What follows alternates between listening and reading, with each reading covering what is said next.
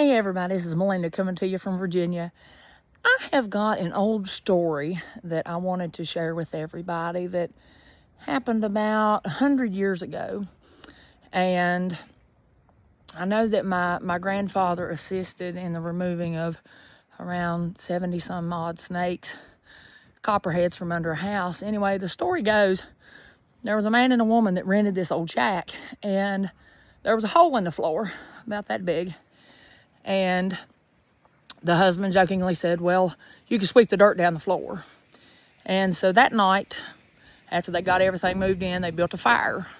Well, the hearth, or the concrete that sits in front of the fireplace, got really, really super hot. And all of a sudden, this woman could hear a noise sounding like sandpaper going across the floor. So she punched her husband. She said, hey, John, get up. You know, what's that noise? Of course, he gets up, and as soon as he steps in the floor, he starts going, ouch, ouch, ouch, ouch.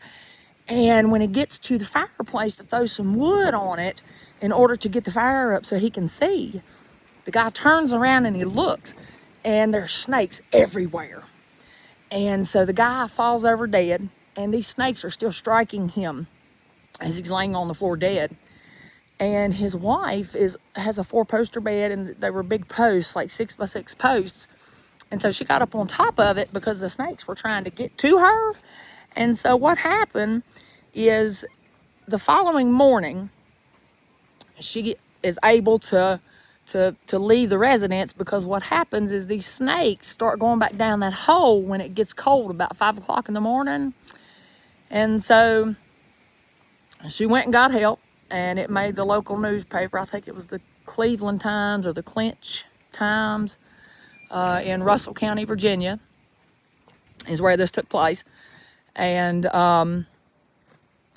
so they busted the block out from under the house, and my grandfather and several other men went up under this house and drug out like 70 some copperheads and killed every blasted one of them.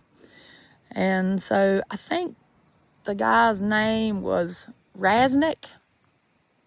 The fellow that died, maybe, I think was his name. I'm not 100% on that. But I just wanted to share this old Appalachian story with everybody, given it's the first day of January. Thanks so much. Have a good day. Bye.